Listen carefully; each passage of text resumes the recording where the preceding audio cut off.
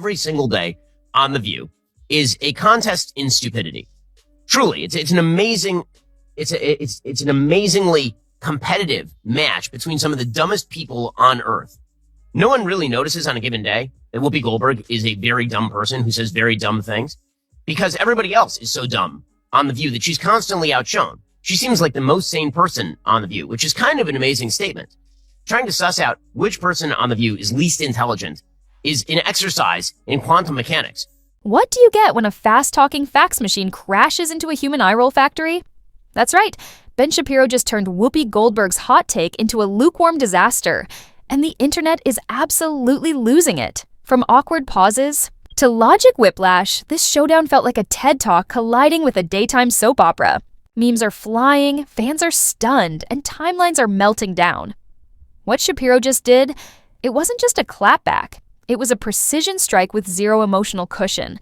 So intense, Whoopi might need to file an emotional restraining order just to breathe. Buckle up, because this wasn't just brutal. Whoopi Goldberg, she of the genius sort of sage presence on The View. Thanks. She's like, I'm not saying that maybe white people need to get beaten up for police reform to happen, but maybe white people need to get beaten up for police reform to happen. But how many times do we need to see white people also get beaten before anybody will do anything? So first of all, this is unbelievably stupid. Yep. We've seen many, many cases of police brutality. Picture this.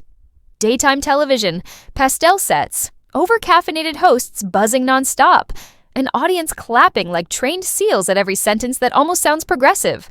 And right in the middle, Whoopi Goldberg sitting like royalty, the queen of half-baked hot takes, armed with the sacred shield of her truth. Everything seems normal. Circular logic, check. Applause signs lighting up, check. But then, something shifts. A strange energy slices through the room. Fast talking, ruthlessly, precise, unapologetically sharp. Ben Shapiro. Well, folks, as you know, I love one show on TV more than any show on TV. The View. Harry! I've had a lifelong ambition to actually be a guest on The View. They'll never have me on, of course, because it would go horribly for them. But today, we're going to go through some of the cringiest moments from The View, a repository of nearly all human stupidity, total IQ. Now imagine the scene. The View. A cozy little bubble where all your favorite I feel moments and cocktail party philosophies get aired out for the masses.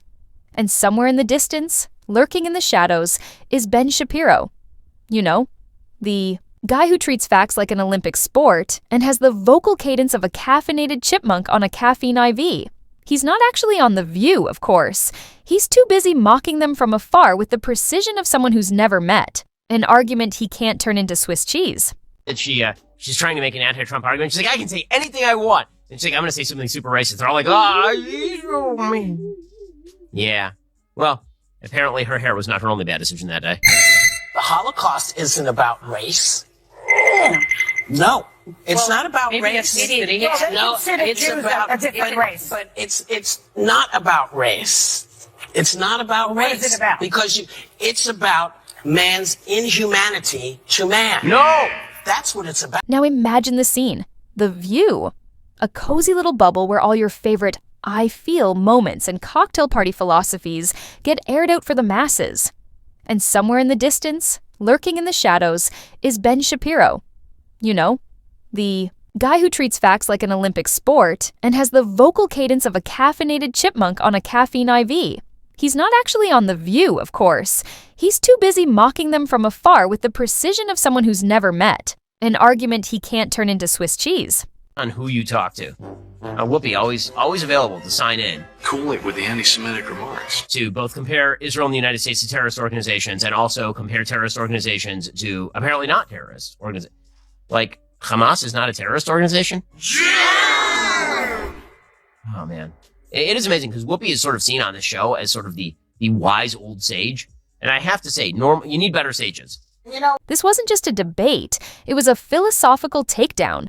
Whoopi launched into a rant that felt like a mix of a monologue and a Twilight Zone episode.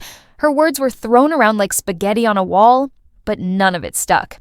I feel like something is wrong, she said, as if the universe should adjust to her emotional state.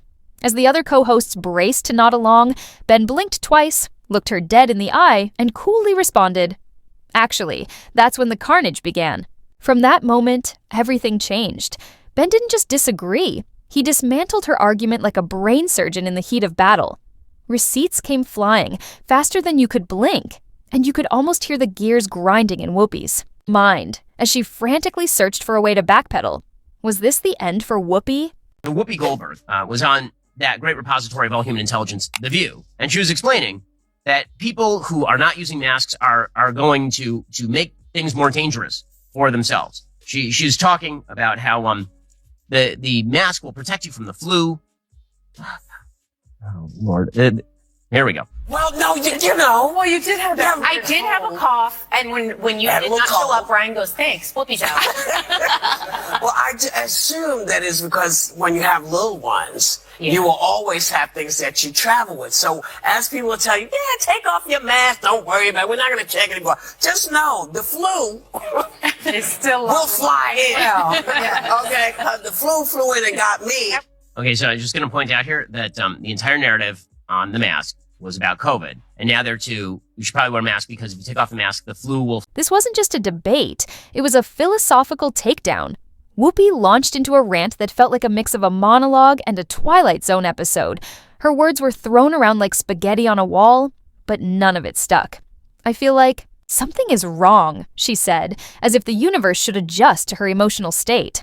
As the other co-hosts braced to nod along, Ben blinked twice, looked her dead in the eye, and coolly responded, "Actually, that's when the carnage began."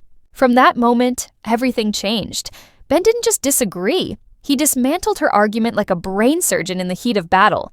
Receipts came flying, faster than you could blink, and you could almost hear the gears grinding in Whoopi's mind as she frantically searched for a way to backpedal. Was this the end for Whoopi? We saw Whoopi Goldberg over the weekend suggest that Nikki Haley is not a new generation. How can you say she's a new generation? Whoopi Goldberg is 67 years old. Nikki Haley is 51 years old. Donald Trump is nearing 80. Joe Biden is 80. So yeah, technically speaking, she is in fact a new generation. But here's Whoopi Goldberg speaking for the youths of America. Now that's what they're saying. Suddenly, everybody said, oh yeah, we should reflect all of us. This wasn't just a debate. It was a philosophical takedown. Whoopi launched into a rant that felt like a mix of a monologue and a Twilight Zone episode. Her words were thrown around like spaghetti on a wall, but none of it stuck. I feel like something is wrong, she said, as if the universe should adjust to her emotional state. As the other co-hosts braced to nod along, Ben blinked twice, looked her dead in the eye, and coolly responded, "Actually, that's when the carnage began." From that moment, everything changed. Ben didn't just disagree. He dismantled her argument like a brain surgeon in the heat of battle. Receipts came flying, faster than you could blink, and you could almost hear the gears grinding in Whoopi's mind as she frantically searched for a way to backpedal. Was this the end for Whoopi? This was taken as anti-Semitism. She didn't say that Jews weren't specifically targeted, by the way. She didn't actually say an anti-Semitic thing the way that Whoopi Goldberg did. She just said that when people are inhumane to each other, bad things happen. For this great crime, she was not suspended. She was fired outright from The Mandalorian, losing presumably hundreds of thousands of dollars in salary because she was one of the main characters and they were considering a spinoff of The Mandalorian with Gina. They fired Gina, so we hired her, right? We have a new movie that's coming out with Gina Carano in the next couple of months, which I'm excited to tell you about. Okay, but they fired her outright to Disney. Whoopi Goldberg says something far worse in every respect than Gina Carano ever said about the Holocaust. And she's going to get a 2 weeks. Ben sat there, smug as ever, sipping his cold brew like he was enjoying a front row seat to his own victory. He wasn't just on a logical high, he was on a different level entirely. While everyone else fumbled with half-baked arguments, Ben was effortlessly dominating the scene, like a champion who knew the game was already won. But here's the kicker. The real drama wasn't in his flawless takedown. It was in the silence. The kind of silence that crushed souls. No one knew whether to clap, cry, or just pretend they didn't hear the epic burn. Even the applause sign operator gave up, realizing this moment was beyond saving. It was the kind of silence that separates the talkers from the thinkers, the ones who spout emotions from the ones who drop undeniable facts. Whoopi was floundering in her emotional rambling, grasping at straws while Ben was calmly laying down cold, hard truths like it was second nature. But it didn't end there. Whoopi, clearly bruised from the savage burn, tried to backpedal.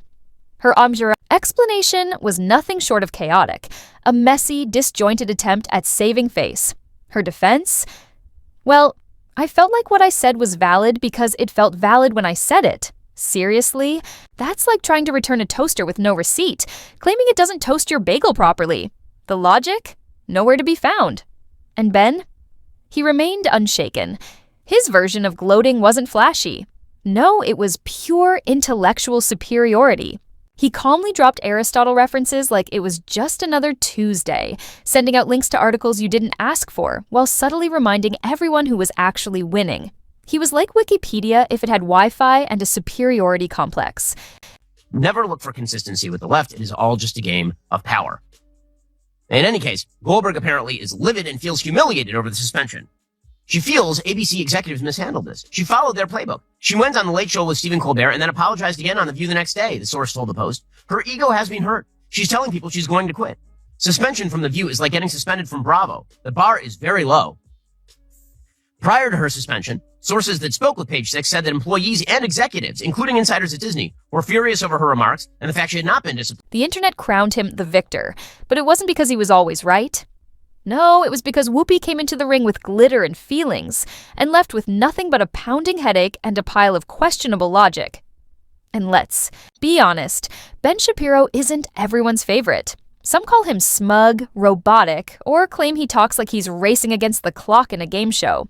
But when the opposing side is based on, I feel like this should be true, suddenly Ben starts to sound like the ghost of Socrates himself. In this showdown, Shapiro wasn't just a debater. He was a wood chipper, and Whoopi's argument? It was the flimsy tree branch of emotions. Once it was in there, there was no coming out unscathed. And let me tell you, even her co-hosts were visibly shaken.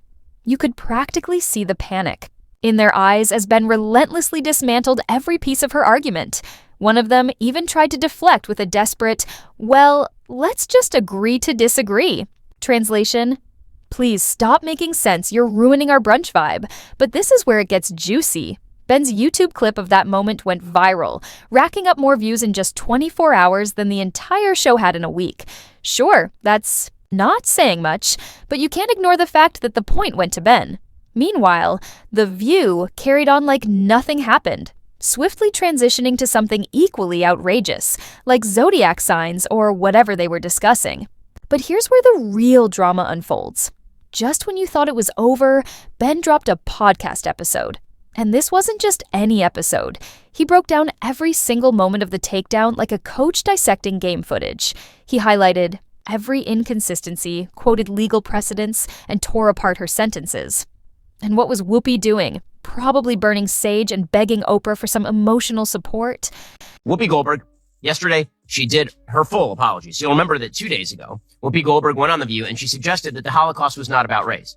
And this tied into a broader ideology of the left, which suggests that Jews are white people, and therefore the Holocaust was actually white people attacking white people, which is a thing she actually said on air. Then she went on Stephen Colbert, where she quasi-apologized and then doubled down and suggested once again that the Holocaust was not about racism because it was white people attacking other white people.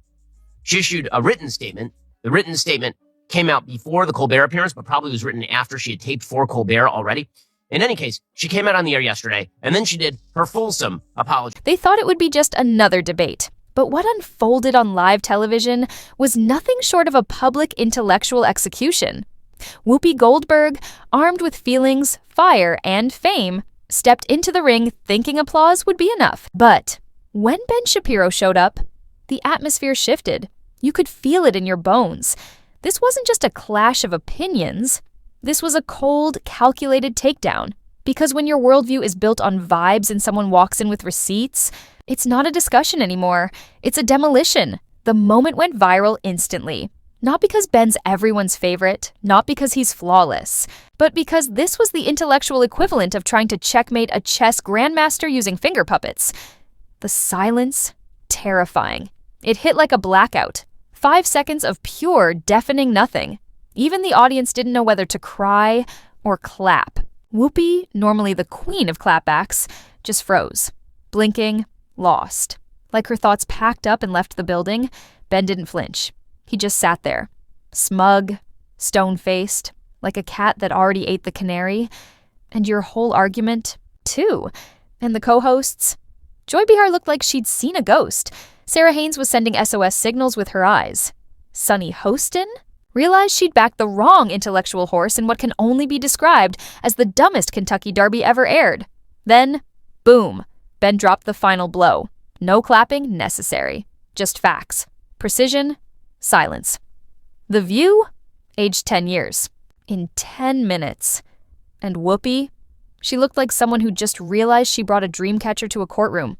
No magic, no miracles, just logic, and lots of it. But the truth is, this wasn't a one-time thing. Whoopi's track record, a bullet train of controversy. And not the entertaining kind. We're talking, oh God, she said what now? Energy. From her wild Holocaust wasn't about race claim to that infamous take that black people can't be racist the same way. Even her fans brace themselves before she speaks. It's no longer unpredictable. It's inevitable.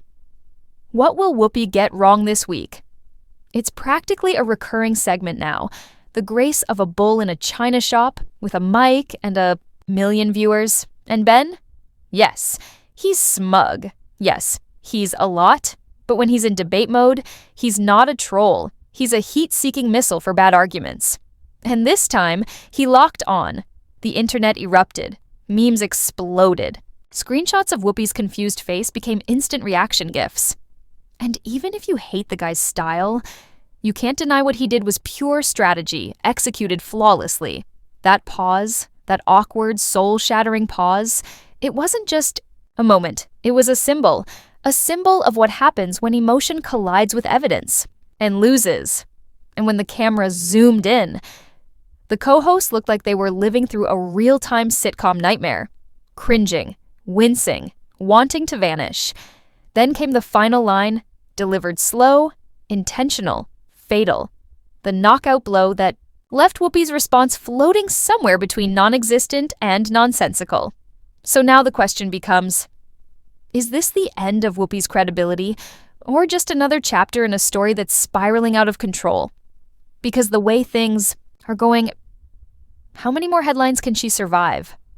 What do you think? Is Whoopi too far gone? Or is the internet just getting started?